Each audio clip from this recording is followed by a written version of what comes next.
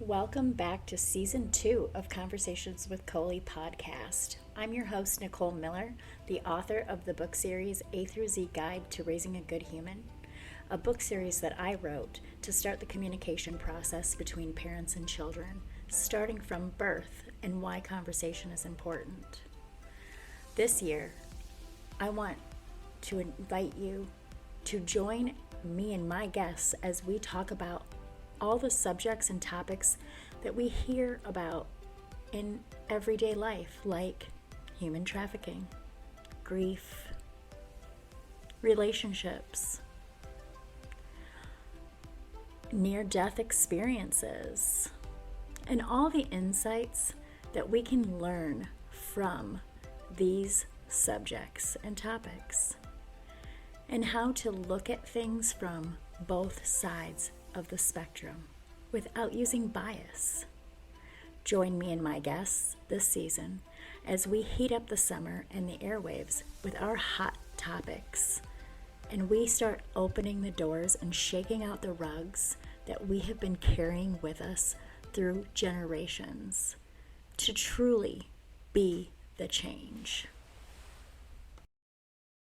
Welcome back to another episode of Conversations with Colie. Today I'm speaking with learning disability advocate Michelle Steiner. Today we are speaking about the stigma attached to learning differently and what life is like through the lens of someone who has a different ability. Welcome, Michelle. Oh, thank you so much for having me. I appreciate it. Yes, thank you for being here. So before we get into the conversation, I always start with an icebreaker question. It has nothing to do with the topic, or sometimes it does. So for you, if you had a superpower, what would it be? If I had a superpower, I think that I'd like to take away people's pain. Ah, that is nice.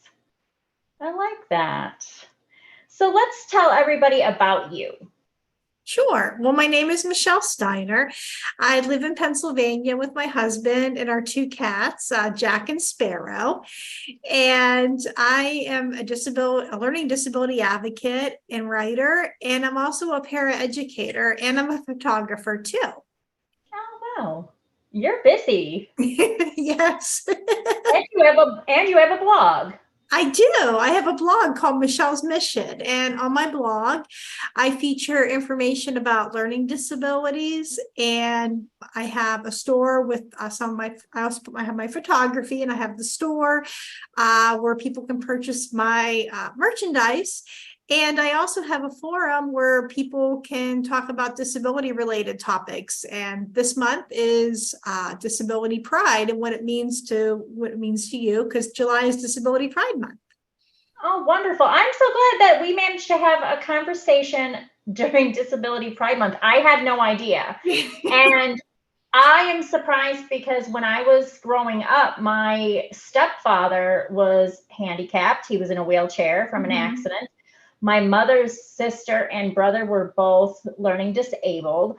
And so I'm surprised that I'm just now hearing about Disability Pride Month. Why is it something that is not out there for us to just know?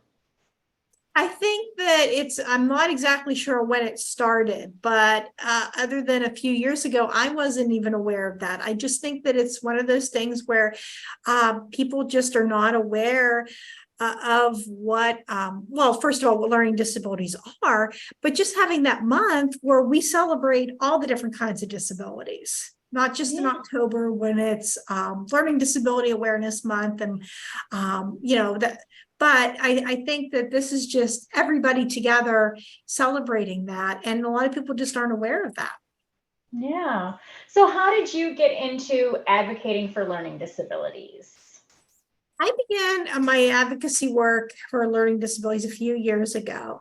I can remember writing was always really healing for me.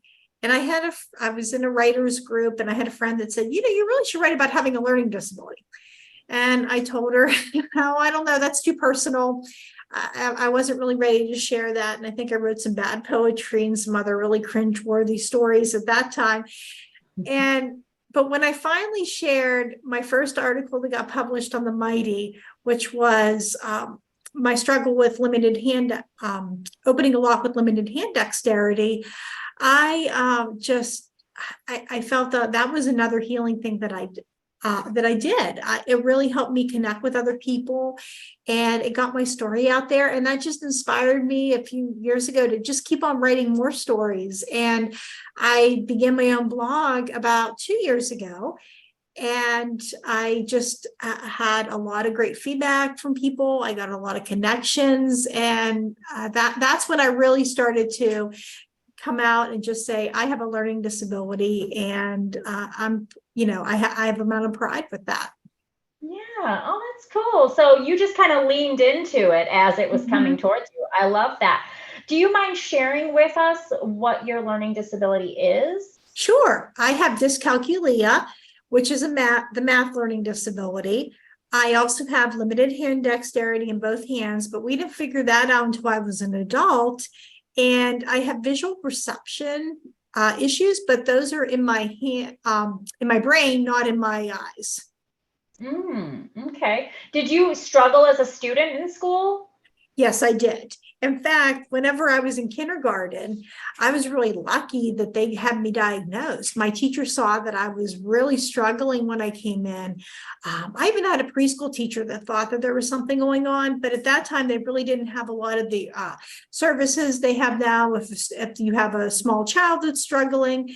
So my parents sent me to kindergarten, and it was really clear I was struggling with dot-to-dot pages. I was really having a hard time with counting, tying my shoes. And my teacher recognized that, and she recommended that I get tested for having a learning disability. And once and sure enough, I had one. And at that time, we didn't have specific learning disabilities. We knew I wasn't going to be a mathematician, but it was more of an umbrella term that they just said, you have a learning disability.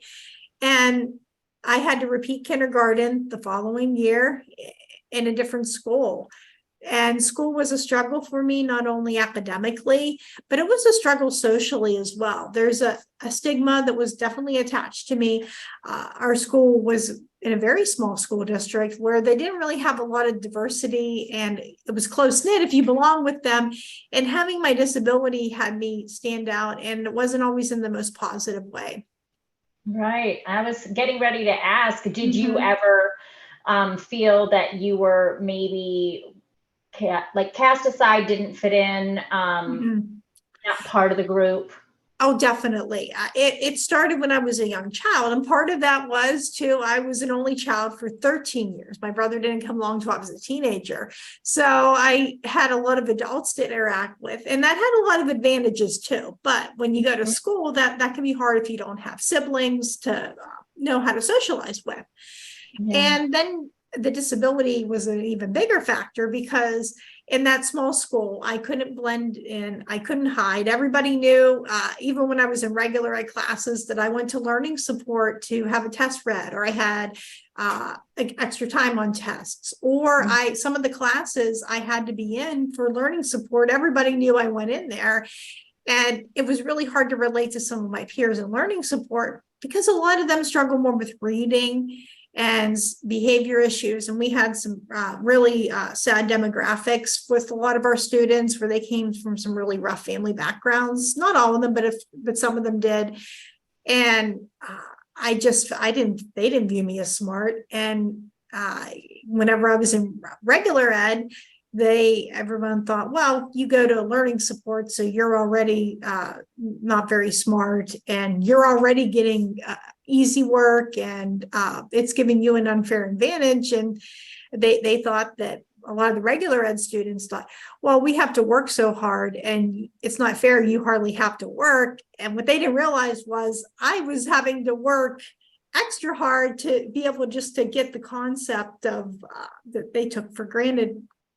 Right, because everybody learns differently. I could not tell time until 8th grade. Wow. I did not put my shoes on the right feet. I had a lot of learning issues myself, and I had to go to what we called the LD room. Yes. And so we got the bullying. I was from a small town as well. And so there was no blending. I had Mhm. flaming red hair and buck teeth, and I had a learning issue with math as well. And you were whispered about, or Yep. you were spoken about. Oh, she's got to go to that other room. You'd leave your class, and it Mhm. was embarrassing to me. Did you feel that that pushed you to excel as best as you could with your learning disability, or did you feel that it maybe held you back and kind of did something to your confidence? It was a mixture of both. I was really lucky to have wonderful parents that didn't give up on me.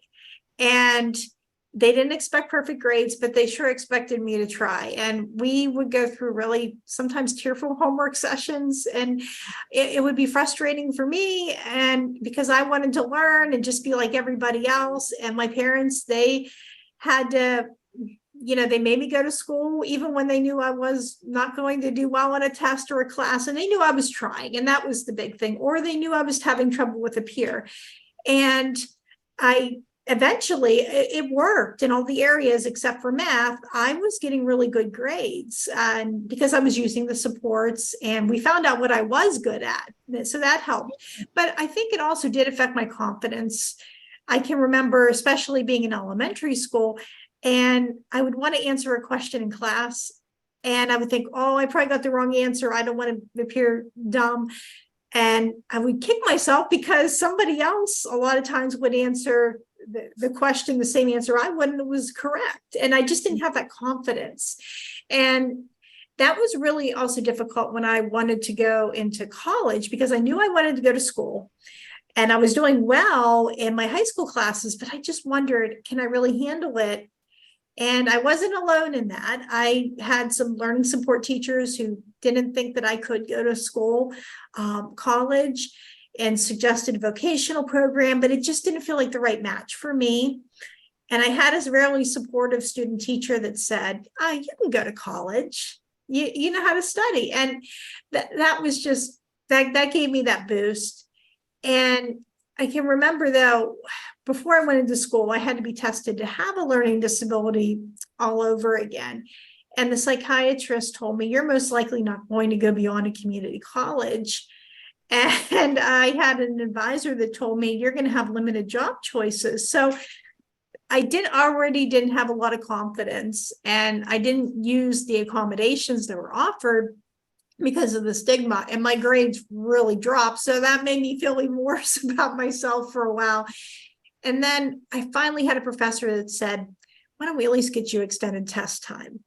And once I did that, I was able to pass her class, didn't do well. I was able to graduate, and I was able to move on my own. I always wanted more for myself. And when I went back to school, that's when I had the confidence to go in and advocate for myself and say, all right, this is the program that's going to work for me at university.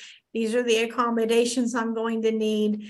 And I tried to just not listen to a lot of the people around me that weren't supportive of that. A lot of, because you're always going to have that, but it was a much better experience when I had the confidence to use that. Yeah, and good for you for advocating for what you needed. So, how did they receive that when you went in and said, listen, these are the things that I need to be a successful student? I had a really good experience with my professors. I was in the service end of special education.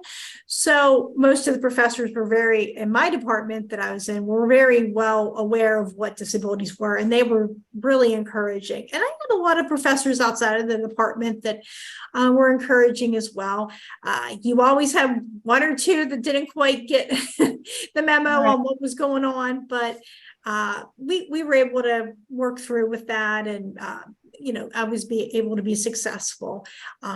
Definitely, I also had a lot of support with the campus too. They were very friendly, disability friendly. So I think that's yeah, and they've even improved on their accommodations since I graduated from there. So I can't say not enough things about the place I went to school. Oh, that's nice. That is so nice, because that's kind of a lead into my next question is, do you feel that our world is disability friendly? I sometimes feel, though, that I'm living in a world that is almost not made for me. That's one of the things with having a disability. It has gotten a lot better than maybe it was for me when I was younger. We are coming to making improvements and a lot more awareness and acceptance. But there are things, especially when people can't see my disability, that a lot of times it's not a world where I'm believed, and people don't always understand why I can't do certain things. Right, right. So was that hard for you going into like your career? Like finding a job, was it hard to find businesses that would also be supportive? Yes, it can be really difficult to go in and find a job. Even ones that said that they were disability friendly, they knew how to handle physical disabilities really well. But they didn't know how, when I was struggling, how to really support me. I'm really lucky at the job that I'm at now because they understand that I'm a paraeducator in a school and we work with students that have disabilities. So the staff I work with is wonderful. We work as a team. I told them I have a math learning disability, and they said, yeah, that's okay. They said, well, you can help us out with reading and English and history, because most of the people I work with, they're great at math, but they struggle with that. So we work, so we're able to work as a team, and all the kids know I make it pretty clear in the beginning of the year, I can't help you with math. And most of them are pretty understanding. And some of the responses are humorous too, especially when I worked in the younger grades. But yeah, it can be tough to find the right employer for that. Yeah, because I think that now we're starting to shine a light on people who struggle. Because when I was growing up, if you had a learning disability, you were kind of like, oh, kicked to the corner. Yeah. We're not going to invest in you because you're broken. You were made to feel like you had something wrong with you. I watched my aunt go through it. Why I say learning differently or differently abled is she may struggle in one area, but she excels in other areas. Exactly. For me, I may not be good at math, but reading and English were my best subjects, and I could barely look at things and know the answers. So I feel like there's a lot of yin and yang with that. How do we get more people to understand that just because someone struggles in one area, we shouldn't cast them aside? I think we need to realize the world needs all kinds of thinkers and all kinds of people to perform different roles. That's definitely something that we can do, and just listening to each other, because that would just be really helpful if a lot of people did that, because I just think that different people can do different things. And if everybody could do math, well, then we wouldn't have anybody that was good with reading or would be able to, or good with words or speaking. And if everybody was good with, the reading, then we wouldn't have a lot of people to figure out the math and things that do need to happen. Yeah, absolutely. 100%. So do you feel that where you're from, there are resources and enough resources for people with learning disabilities or different abilities? I think there's not a whole lot of resources for adults with learning disabilities. I mean, we do have OVR, which is Office for Vocational Rehabilitation.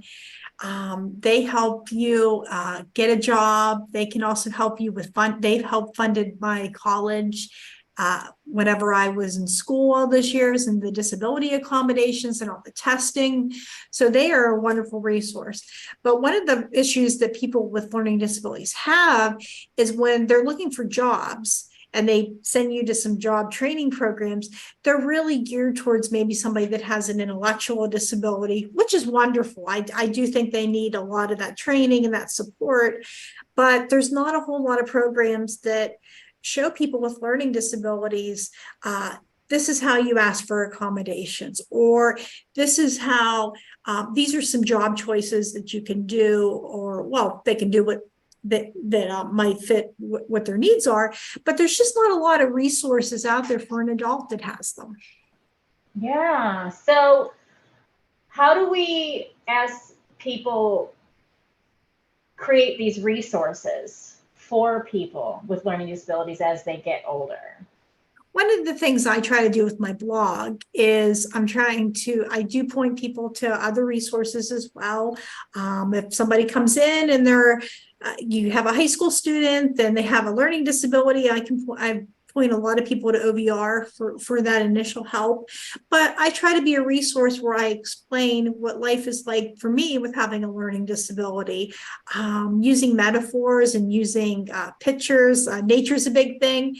And I think that it's just having that awareness where we can be able to, just show what works. And I'm one voice, but I mean, there's other people that have learning disabilities too, and they can share what does work for them too. And I think it's just listening and just being aware to connect and connecting with other people that have them. Yeah, and really having the conversations maybe to find out where the strengths lie, to see where this person could be an asset. Maybe their weaknesses are not needed in your business or for what they want to do with themselves and in their lives, instead of limiting people and saying, oh, well, you don't excel here, so I don't believe you'll excel anywhere. Right, exactly. Finding where they're good at and going on that and finding a way to make it work. That's the big thing too, because I know that a lot of people have said, well, you would make a really good elementary school teacher if you can get your act together. And I knew that wasn't a wise choice for me going into it, but I was able to find a program that did interest me that I could do. And I think that's the thing too. We have to go in, what are you good at? What can you do, and what are your strengths, and build from that point, because there are different ways that we can handle that. Are you working with your community in other ways to kind of share your story and to kind of shine lights on people that are disabled? I am, well, not at this time very much. I do have a podcast cafe that I do meet with in Pittsburgh, which is an hour away from where I live at, where we are doing a lot of connecting with people. I hope to do even more of that in the future. Yeah, it sounds like you're very busy. You keep yourself very busy. I try. If there are listeners that are in some areas and they feel that they connect with your story, like they struggle, they don't have resources, who and where can they look in their own communities to find help and assistance and support? One of the things they can do is they can look up Office for Vocational Rehabilitation. That is a federal program that is in every state, and every major city has at least one of them, and they can call for some information with that. It might also be helpful to look in their Health and Human Services just to see what some disability places are. A lot of places, even if you would call a Center for Independent Living, they might have a referral network, and maybe even if you don't need like home health care, they can maybe provide you with some resources. If you say, well, I have a learning disability, what help is out there? And sometimes they can help you find those services as well, or just looking in the local community to just ask about, well, what does this place do? And just to see. Mm-hmm. So what can we do moving forward from today, me as a person, me as a mother teaching my children, to remove stigma around people that have different abilities? I think it's definitely sharing things in age appropriate terms about a person that has a disability. It's teaching kindness and just being just listening. Sometimes that's a really important thing too, is to listen what the person needs, because everybody that has a learning disability will experience it differently, and I just think it's important for that person to have that voice. Yeah, absolutely. Do you want to share with us where to find your blog and where people can start to follow you, especially in the community of being disabled. Maybe somebody might look to you as an inspiring person. Where are they going to find you? You can find me on michellesmission.net, and I'm also on Facebook and Instagram as well. Awesome. Awesome. And what does the future hold for you? What do you think you're going to do in the future in your advocacy? I'd like to maintain my blog, and I would also like to write a few books. I definitely want to do a children's book about dyscalculia because there's not a lot out there about that. And I'd also like to do a memoir of my life. Oh, neat, neat. Can you kind of talk about what is it, dyscalculia? Can you talk about what that is? Because I have not ever heard. Okay, that is the math learning disability. So that is really people that have that just have a really hard time just understanding how numbers work. And just, yeah. And is it possible to struggle in one factor of math and maybe not another? Like I could not for the life of me understand addition and subtraction. You could sit there and explain it to me over and over. I could do flashcards, not understand it. Multiplication, division, excel. Yeah, it's a possibility because not everybody's the same. And we don't know. It's not that the person can't do math. It's just sometimes we haven't found the right way to teach somebody how to do it. That's what my dad has always told me. He goes, I think you can do math. Nobody's just found the right way to teach you. And it's not only just struggling with how numbers work. It also goes into other areas of my life. I can't read the face of a clock. We've tried multiple attempts. I struggle with my right and my left. That can be a challenge. I also directional concepts. If you tell me south or east or west, I don't know how that works. I haven't memorized all my math facts. So a lot of that, it just all kind of goes together. Yeah. But you're an inspiration because you didn't let it stop you. You went through college. And you are married and have cats and you have a career and you have a blog. I mean, you're doing a bunch of things. So that in itself is inspiring. What do you have to say to maybe a little girl that might be struggling with the same thing that you were when you were her age? What do you have to say to her? I would tell that little girl not to give up and that things get a lot easier. And I know it doesn't seem like it now, but things are going to get easier and you're going to be okay. I love that. I love it, Michelle. Thank you so much for sharing your story with us and what you're doing. And I hope any which way I can support, I hope to help, because I feel like once we get people to understand that people just learn differently. They see things differently. They're taking it in a different way than maybe you are. Let's normalize that and make it more friendly for us all to live cohesively and learn from one another. Exactly. Do you have any final thoughts you would like to share? I would just like to encourage people that have learning disabilities or any disability to know what they want and to be able to find a way to do it and just not to give up, because success often comes in a package that you don't expect, and mostly in most cases that's a lot better. Yeah, I love that. Thank you so much. Oh, thank you. Thank you for spending time listening to our conversation. If you enjoyed this and other episodes, please subscribe, like, and share so we can reach more listeners with our powerful messages. And stay tuned to hear about our affiliates and recommendations. They change from episode to episode.